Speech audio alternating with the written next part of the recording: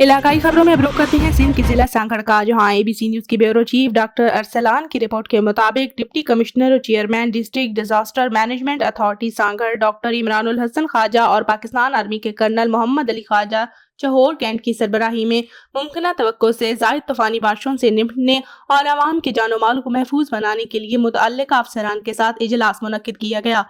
जिसमें शहरी और देही इलाकों से बर वक्त निकासी आब का जायजा लिया गया। इस मौके पर डिप्टी कमिश्नर ने कहा कि अवाम के तहफ़्फ़ुज़ और खड़ी फसलों को बचाने के लिए हर मुमकिन इक़दाम किए जाएं। सेम नालों और कुदरती आबी गुजरगाहों की सफाई और दीगर रुकावटों को हटाया जाए। इस मौके पर डिप्टी कमिश्नर ने हैस्को हकाम को हिदायत की कि वो शहरी इलाकों में कायम पंपिंग स्टेशनों पर बिजली की फराहमी के लिए इंतजामात पेशगी मुकम्मल कर लें। इस मौके पर deputy commissioner doctor Imranul Hasan Khwaja ने कहा कि सांगड़ जिला में काफी इलाकों में ड्रेनेज सिस्टम मौजूद ही नहीं है,